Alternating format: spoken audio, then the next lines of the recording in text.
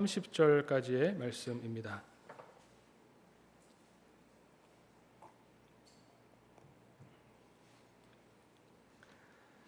제가 봉독해 올리겠습니다. 그때에 예수께서 대답하여 이르시되 천지의 주제이신 아버지여, 이것을 지혜롭고 슬기 있는 자들에게는 숨기시고 어린아이들에게는 나타내심을 감사하나이다. 옳소이다. 이렇게 된 것이 아버지의 뜻이니이다. 내 아버지께서 모든 것을 내게 주셨으니 아버지 외에는 아들을 아는 자가 없고 아들 또한 아들의 소원대로 계시를 받은 자 외에는 아버지를 아는 자가 없느니라. 수고하고 무거운 짐진 자들아, 다 내게로 오라. 내가 너희를 쉬게 하리라. 나는 마음이 온유하고 겸손하니 나의 멍에를 메고 내게 배우라. 그리하면 너희 마음이 쉼을 얻으리니 이는 내 멍에는 쉽고 내 짐은 가벼움이라 하시니라. 아멘. 오늘 말씀은 마태복음 11장, 특히 28절의 말씀은 우리가 너무나 잘 아는 말씀입니다. 수고하고 무거운 짐진 자들아, 내게로 오라. 그럼 내가 너희를 쉬게 하겠다라고 말씀하십니다. 우리가 매일 성서일과 본문을 따라가고 있는데, 사실 오늘 본문은 더 앞에서부터 11장 16절부터 진행이 됩니다. 어차피 마태복음 11장이 앞에서부터 이 오늘 마지막 부분까지 어느 정도 그 맥락이 있습니다.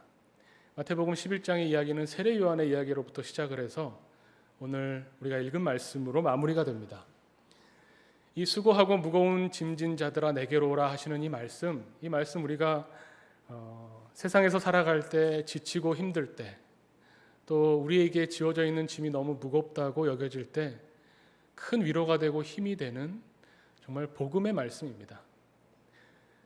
내가 너무나 지쳐 있는데, 나의 짐이 너무나 무거운데 주님께 나오면 주님께서 쉼을 주시고 이 무거운 짐을 내려놓게 하신다라고 우리가 믿기 때문에 또 이렇게 주님 앞에 나오게 됩니다. 그런데 이 말씀을 이렇게만 볼 것이 아니라 조금 더 우리는 제자가 되겠다는 사람들이죠. 그냥 예수님의 선포만 듣고 그치는 것이 아니라 예수님의 제자가 되어서 예수님을 믿으면서 예수님을 따라가겠다고 하는 사람들의 모임입니다. 그래서 우리 교회의 비전이 제자 공동체죠. 제자라면 여기서 한 걸음 더 들어가야죠. 예수님께서 말씀하신 오늘의 이 말씀의 뜻이 무엇일까? 예수님께서 이어지는 말씀으로 어떻게 해서 이 쉼을 얻게 되는가? 어떻게 예수님께 나왔을 때 얻게 되는 이 쉼이 무엇인가? 하는 것에 대해서 설명해 주신 것이 그 뒤에 따라 나오는 말씀입니다. 나에게로 와서 배워라. 예수님은 어떤 분이냐면 마음이 온유하고 겸손하니 나의 멍에를 메고 나를 배워라 라고 말씀하십니다. 그럴 때에 예수님이 말씀하시는, 예수님이 주시고자 하는 이 쉼을 우리가 얻게 된다라는 말씀이죠. 이것을 단순히 이 성경 전체의 어떤 관점이나 또 마태복음 전체 혹은 11장에 흐르는 맥락 가운데서 이 말씀을 파악하지 않고 이 말씀을 뚝 떼어서 이 말씀만 놓고 본다면, 물론 그렇게 해도 되지만, 그렇게 본다면 일반적인 교훈의 말씀과 크게 다를 것이 없습니다.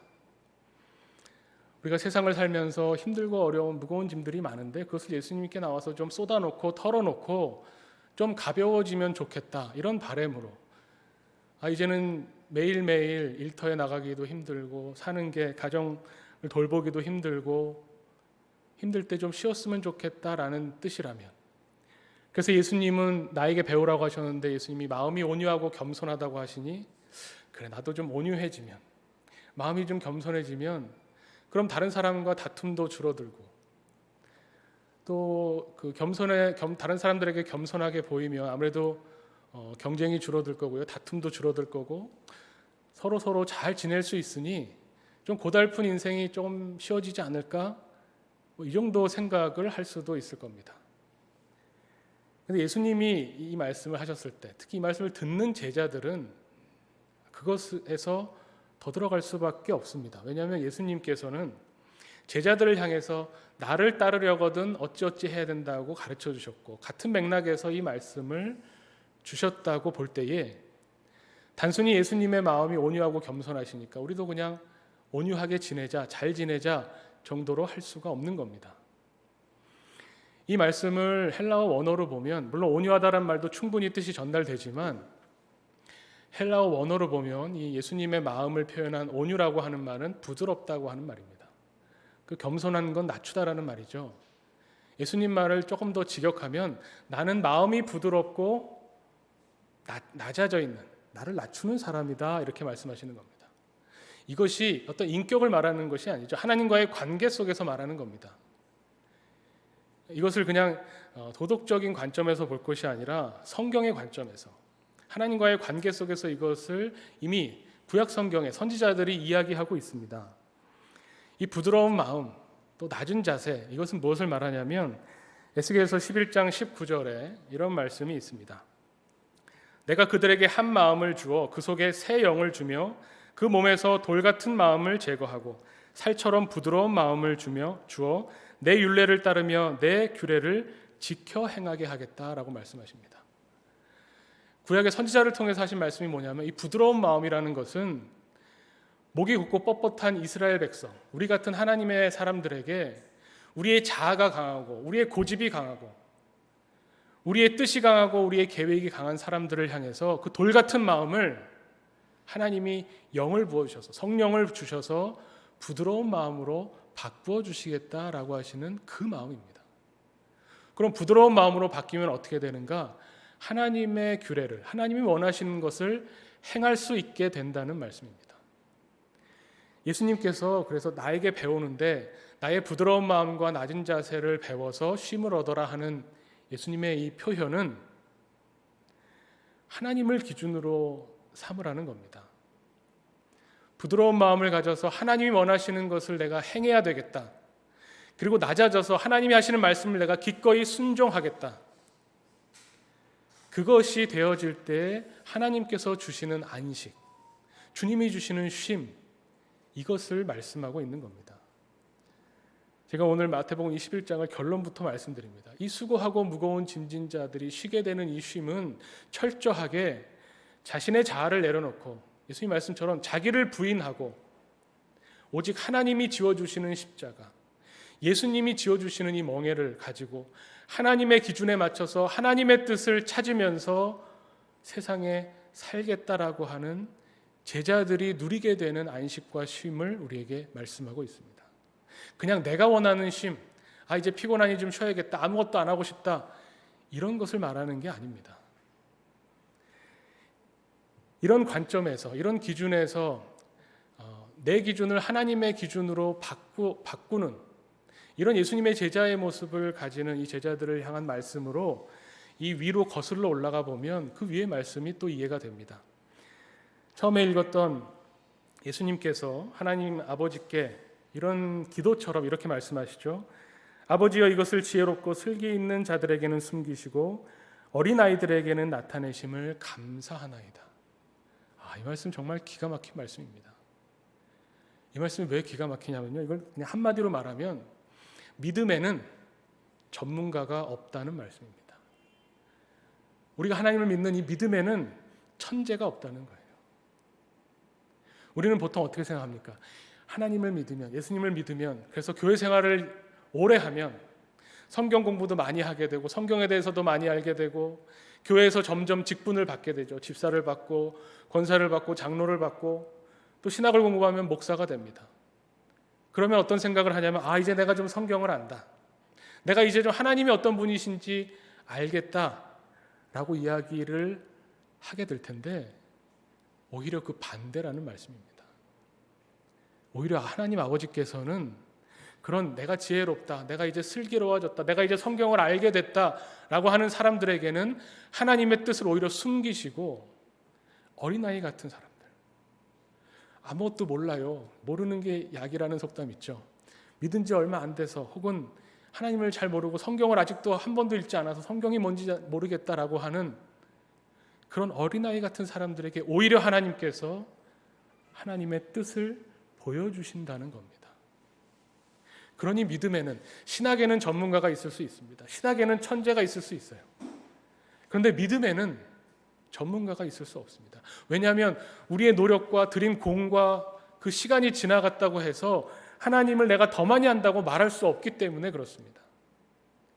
오직 우리는 하나님이 보여주시는 만큼 하나님을 경험하고 하나님을 체험할 수 있습니다. 그래서 늘 하나님 앞에서 낮아질 수밖에 없습니다. 그리고 어린아이와 같이 하나님이 우리에게 하시는 그 말씀, 하나님이 우리에게 보여주시는 그 뜻을 보면서 하나님께 감사하고 어린아이와 같이 순진한 마음으로 그 뜻을 따르겠다고 나서는 사람들, 매일매일 그것을 경험하는 사람들이 주님의 제자들인 겁니다. 이거는 그 당시에 듣는 사람들이 어땠겠습니까? 하나님을 제일 잘한다고 하는 제사장들, 하나님의 율법을 달달달 외우고 있고 그것을 생활 속에서 실천한다고 하는 바리새인들, 그 사람들을 향해서 예수님이 이 말씀을 하시는 겁니다. 우리에게로 향하면 우리도 마찬가지입니다. 교회 오래 다녔다고 하는 사람들, 내가 교회에 대해서 너무나 잘 알고 성경에 대해서 많이 안다고 하는 사람들을 향해서 오히려 하나님이 너희들을 향해서 하나님의 뜻을 숨기고 계신다라고 하는 것을 예수님이 선언하시는 겁니다. 그런 관점에서 또 한 번 그 위에 이야기로 거슬러 올라가면요, 무슨 이야기가 나오냐면 20절부터 예수님께서 권능을 보이셨는데, 많은 권능을 보이셨는데 그 마을이 예수님의 권능을 보고도 회개하지 않아서 예수님이 책망하시는 이야기가 나옵니다. 그래서 뭐라고 하시냐면, 벳세다야, 너희에게 행한 모든 권능을 두로와 시돈에서 행하였더라면 그들은 벌써 베옷을 입고 제에 앉아 회개하였을 것이다, 이렇게 말씀하십니다. 예수님께서 권능을 많이 베푸신 곳이 어디겠습니까? 유대 지역이죠. 유대 지역은 어떤 곳입니까? 하나님의 백성이라고 하는, 선민이라고 하는 의식을 가지고 어려서부터 성경을 배운 유대인들이 사는 마을입니다. 자기들이 성경을 안다고 생각합니다. 하나님의 뜻을 우리가 알고 있다고 생각합니다. 저 이방인들은 하나님을 모른다고 생각하는 사람들이죠. 근데 예수님께서는 내가 이것을 차라리 이방인들, 두로와 시돈 같이 하나님을 아예 모르는 사람들에게 이 권능을 베풀었다면 이들은 벌써 회개했을 텐데 너희는 그렇지 않구나.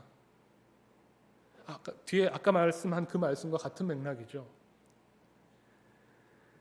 왜 이 사람들이, 왜 하나님을 잘 안다고 하는, 율법을 잘 안다고 하는 유대인들이 예수님을 메시아로 받아들이지 못했을까요? 예수님이 행하신 이 권능이라는 것이 뭘까요? 예수님이 행하신 이 권능이라는 것이 사실 바로 그 위에 5절에 나옵니다. 예수님이 행하신 이 권능을 봤더니 자기들이 알고 있는 성경 지식, 율법 지식에 비추어 보면 예수님은 메시아가 아닌 겁니다. 예수님이 행하신 일을 이렇게 한마디로 5절에 나오는데 예수님께서 스스로 밝히신 거예요. 내가 한 일. 5절 말씀해 보면 맹인이 보며 못 걷는 사람이 걸으며 나병 환자가 깨끗함을 받으며 못 듣는 자가 들으며 죽은 자가 살아나며 가난한 자에게 복음이 전파된다, 이렇게 말씀하셨습니다. 이 일들을 유대 지역에 가서 행하신 겁니다. 근데 유대인들이 보면서 메시아라고 인정을 안 합니다. 오히려 율법을 알고 있기 때문에 메시아는 저런 분이 아닌데, 선지자들이 와서 외쳤던 그 메시아는 우리를 하나님의 백성으로 살게 하는, 그래서 저 하나님을 모르는 이방 민족들을 전부 제거하고 몰아내고 쫓아내고 우리를 억누르는 로마 제국을 걷어내서 하나님 백성으로 이 땅에서 자유롭게 하나님을 섬길 수 있게 해줘야 메시아인데, 예수님이 행하신 일은 뭐예요? 그냥 앞 못 보는 사람 보게 해주고 나병 환자 고쳐주고 가난한 사람들에게 복음 전파한 거, 그거밖에 없다는 겁니다. 그런데 이 생각을 누구도 했냐면 세례 요한도 한 겁니다. 그래서 11장 앞부분에 세례 요한이 본인은 감옥에 갇혀 있으면서 예수님에게 제자들을 보냅니다. 제자들을 보내서 예수님, 당신이 성경이 말한 그 메시아가 맞습니까? 오신다고 했던 그분이 당신이 맞습니까? 라고 질문을 하죠.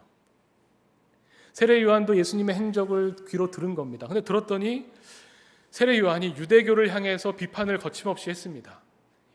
하나님의 뜻이 아니다.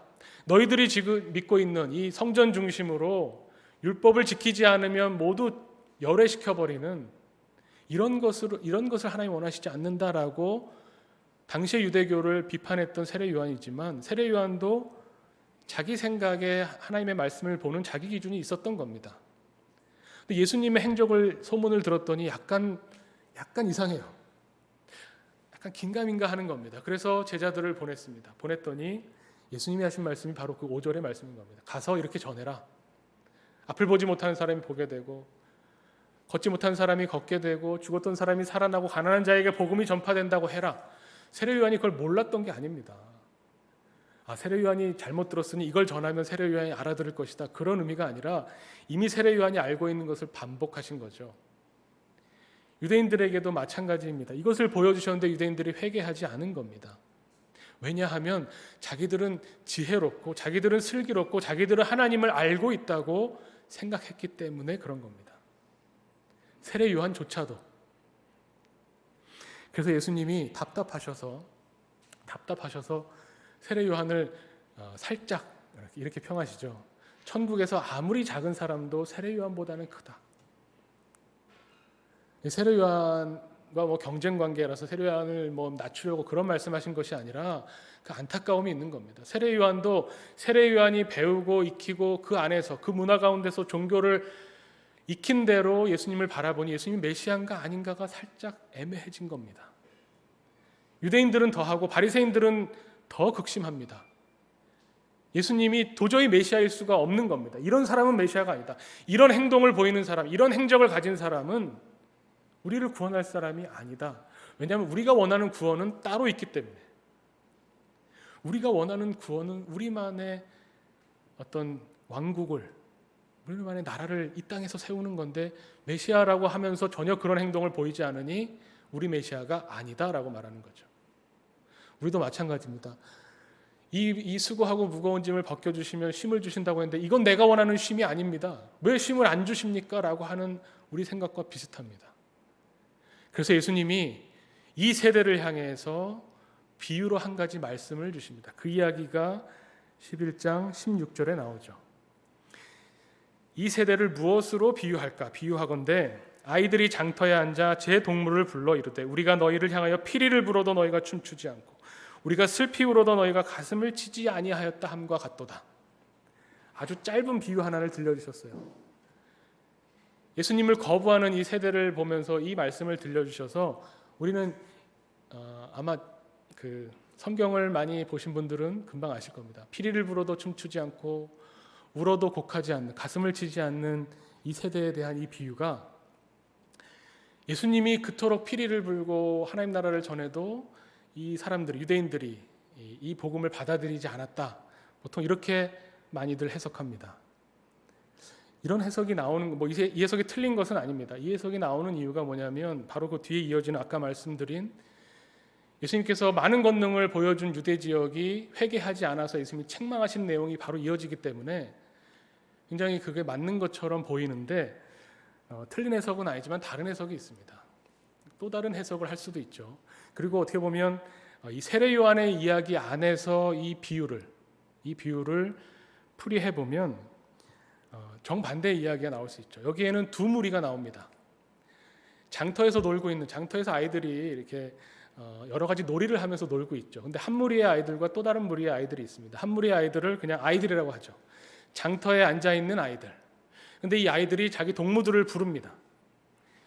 이 동무들을 또 하나의 그룹이라고 보죠. 그러면 우리는 보통 피리를 부는 아이들이 예수님과 세례 요한일 거라고 생각을 하고 춤추지 않고 가슴을 치지 않는 동무들이 당시의 세대라고 생각하는데 물론 그렇게 볼 수도 있지만 반대로 볼 수도 있습니다.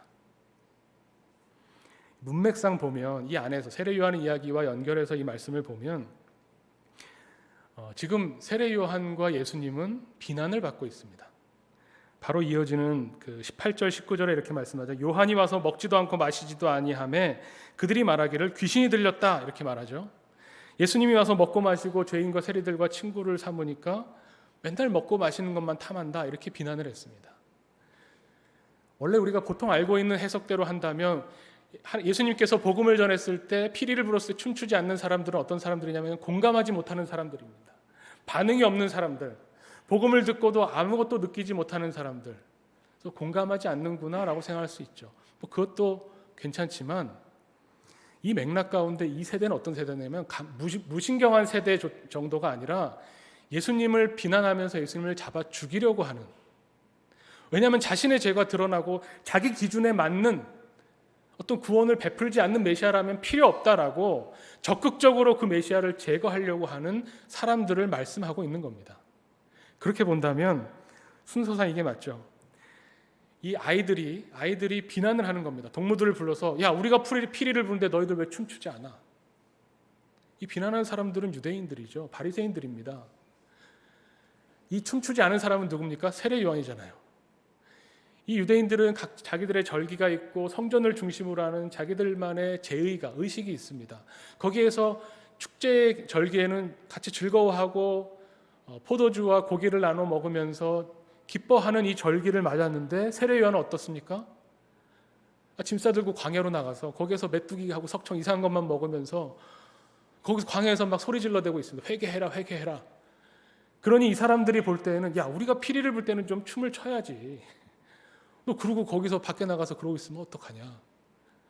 그 다음에 비난이 뭐냐면 예수님을 향한 겁니다. 이제 절기를 맞았습니다. 슬퍼하는 절기입니다. 아이들이 장터에서 놀 때 장례식 놀이를 하는 거죠. 여기서 슬퍼하고 울고 있는데 그러면 옆에 있는 친구들에게 원하는 것은 좀 가슴을 치면서 같이 그 놀이에 참여해 주기를 원하는데 예수님은 여기서 슬퍼하고 있는 애들 보면서 막 즐겁게 친구들을 모아놓고 놀고 하는 게 좀 이상하죠. 기뻐하고 계시는 겁니다. 예수님을 향한 비난이 그래서 먹기를 탐하고 포도주를 즐기는 그 사람들, 세리와 죄인의 친구들, 이런 비난을 막 퍼부은 겁니다. 이것은 이 세대만을 말하는 것이 아니죠. 우리를 말하는 겁니다. 우리도 마찬가지죠. 우리도 우리의 기준이 있고 우리의 판단이 있고 우리의 계획이 있고 우리가 바라보는 시각이 있습니다. 거기에 맞지 않으면 틀렸다라고 말하죠. 예수님 말씀하는 이 수고하고 무거운 짐이 뭘까요? 이 시대가 우리에게 지워주는 겁니다. 이 놀이에 참여해라. 우리가 정한 이 규칙에 따라라. 우리가 피리를 불면 너희는 춤춰야 된다. 우리 여기에 같이 이 놀이에 참여하기 위해서, 이 놀이에 끼고 싶어서, 이 세상에서 성공하고 싶어서 우리도 거기에 따라가는 사람들 아닙니까? 이 시대는 그것을 우리에게 요구하고 있는 겁니다. 이 시대의 기준이 뭡니까? 커트라인을 딱 정해서요. 공부 열심히 한 사람을 뽑는 것도 아니죠.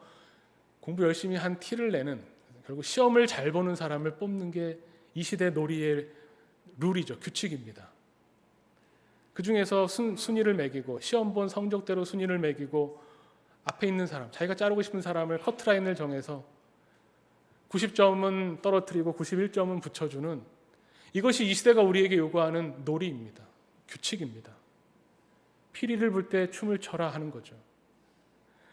이런 것이 얼마나 우리에게 많습니까? 이것이 다 하나하나가 우리에게 무거운 짐으로 작용합니다. 이 세상에서 성공하려면 어떻게 해야 된다. 어디 학교를 들어가야 되고 어디를 취직해야 되고 무슨 일을 해야만 이 세상에서 성공한 사람이고 대접받을 수 있다. 이 시대의 기준에 맞추려고 우리는 얼마나 노력하고 이 무거운 짐을 지고 가고 있습니까? 종교도 마찬가지입니다. 예수님이 직접적으로 이걸 종교에 들이대셨잖아요.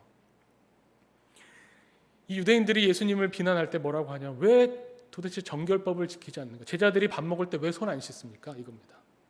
손을 씻고 밥을 먹어야 된다고 규례에 나와 있는데 왜 안 지킵니까? 왜 안식일에 도대체 병자들을 고칩니까? 그 다음날 고쳐야지. 자기들의 규례와 자기들의 기준을 삼아놓고 왜 우리가 곡하고 있는데, 우리 안식일을 맞아서 다들 아무 일도 안 하고 있는데 당신 혼자 일어나가지고 생명을 살리겠다고 사람들을 치료하고 있습니까? 이런 비난을 쏟아내고 있는 겁니다. 약간 두려운 마음으로 말씀드리면 우리도 마찬가지입니다. 교회 나와야 구원받는다. 세례받아야 되고 예수를 주라고 고백해야 되고 이 교회에 소속되어 있는 예배를 드려야 되고 그래야만 구원받는다. 제가 그래도 구원 못 받는다 이런 말씀이 아니라, 그런 말씀을 드리는 것이 아니라 교회에 참여해야만, 우리가 그동안 배운 대로 우리가 믿는 방식대로 주일마다 모여서 예배드리는 이 예배에 참석해야만 구원받는다라고 말한다면, 만약에 하나님이 그 밖의 사람들도 데리고 오시면 우리가 어쩌겠습니까? 이 기준은 우리에게 있는 것이 아닙니다. 예수님께서 베풀어 주시는 이 구원은 우리가 바라는 것, 우리가 원하는 것도 아니고 오직 하나님이 원하시는 것을 우리에게 주실 뿐입니다. 우리는 그것을 받아들이고 누리는 사람들입니다. 그래서 세례요한이 착각했던 게 이거죠. 예수님이 오시면 이 썩어 빠진 유대교를 새롭게 만드시겠지, 개혁해 주시겠지, 새로운 종교를 우리에게 주시겠지. 세례요한이 그렇게 생각했다면 세례요한의 착각입니다. 예수님은 아예 종교라고 하는 이 무거운 짐조차도 벗겨주셨습니다. 우리는 기독교를 전하는 사람들이 아닙니다. 기독교라고 하는 이 종교, 교회 안에 나와서 이 예식에 참여해라라고 전도하는 사람들이 아니라 예수를 전하는 사람들입니다. 우리는 복음을 전하는 사람들이에요. 예수님께서 이 모든 짐들을 벗겨주셨고 예수님의 멍에를 메워주시는데 그 예수님의 멍에 짐이 없는 상태가 아니라 우리의 기준을 하나님으로 삼은 상태, 이 사람들이 바로 제자들이라는 겁니다. 매일매일 주님 앞에 나와서 주님이 가르쳐 주신 하나님의 뜻이 과연 우리 무엇입니까? 이것은 기도를 오래 했다고 보여주시는 것이 아닙니다. 오히려 어린아이같이 순수한 마음으로 주님 앞에 나와서 하나님의 뜻을 알기를 원합니다. 하나님의 뜻대로 살기를 원합니다. 매일매일 주님 앞에서 오직 나의 기준은 하나님이십니다라고 고백하는 예수님의 제자가 되겠다고 하는 사람들에게 하나님이 하나님의 뜻을 가르쳐 주시고 하나님의 사람으로 살도록 만들어 주신다는 것입니다. 그래서 이것이 복음이죠. 만약에 우리의 기준, 하나님의 기준이 아니라 우리의 기준을 들이대면요, 교회에는 몇 년 이상 나와야 되고 우리 어쩔 수 없이 사람들이 모여 있으면 기준을 정해야 되잖아요. 그래서 뭐 어떤 일을 하고 싶다면, 직분을 받고 싶다면, 뭘 하고 싶다면 기준을 세워서 몇 년 이상 교회 출석하고 몇 년 이상 무슨 과정을 수료하고 뭐를 하고 나면 이제 직분을 받을 수 있고 무슨 일을 할 수 있고 교회에서 어떤 역할을 받을 수 있는 자격이 생기고 이런 일들을 우리 가운데에서 기준을 마련합니다. 근데 그것이 뭐 필요 없다는 말씀은 아닙니다. 필요합니다. 각자의 맡은 역할을 각자의 기준에 맞는 사람들이, 적절한 사람들이 교회 안에서 움직여야 이 유기체로서의 교회가 각 지체로서 역할을 분담해서 활동할 수 있죠. 그런데 그 모든 지체들, 각 몸에 그 모든 붙어있는 부분들의 기준은 오직 머리 대신 주님이라는 것을 잊지 않아야 된다는 겁니다. 각자가 자기 기준들을 가지고 이것은 내 기준인데, 내 기준에 안 맞는데, 자기 기준을 내세우는 사람은 주님의 제자로 합당하지 않은 사람입니다. 우리가 단순히 예수님 믿어서 구원 받겠다, 천국 가겠다, 물론 됩니다. 예수님 믿었으니 우린 천국 갈 겁니다. 그것은 진리입니다. 그런데 단순히 그것만이 아니라 내가 이제 예수님을 알게 되고 하나님의 사랑의 관계에 빠져서 하나님의 그 충만하신 사랑을 받아서 나 같은 죄인을 하나님이 사랑하셔서 나를 붙잡아서 구원에 이르게 하신다면 이제 내가 세상을 살아갈 때에 예수님을 따르는 사람으로 살겠다. 내 기준이 아니라 주님의 기준으로 살겠다라고 하는 제자로 나아가는 것이 우리에게 마땅하다는 겁니다. 오늘 성경 본문과 병행하는 서신서의 말씀이 로마서 7장입니다. 로마서 7장에는 우리가 잘 아는 말씀이 있습니다. 그 사도 바울의 고백이 있죠. 오호라 나는 곤고한 사람이로다. 왜 사도 바울이 자신을 곤고한 사람이라고 고백하냐면 로마서 7장에 이렇게 이야기하는 겁니다. 내가 이 세상을 살면서 죄의 법이 나의 기준이 되어 있었다는 겁니다. 세상의 법, 죄의 법, 이것을 기준으로 이 법에 적용받는 사람으로 살다가 이제 예수 그리스도를 만나서 이제 내 삶의 기준이 내 삶에 움직이게 하는 이 원동력이 하나님의 법이 된 겁니다. 그런데 여전히 육신을 입고 이 세상을 살아가는 사도 바울이 하나님의 법을 기준으로 삼고 살아가고 싶은데 자꾸 죄의 법이 자기를 사로잡는 겁니다. 우리의 갈등과 너무나 흡사하죠. 이 세대가 말한 피리를 불 때 자꾸 춤이 추고 싶어지는 겁니다. 피리 부네. 나도 춤춰야 되는데.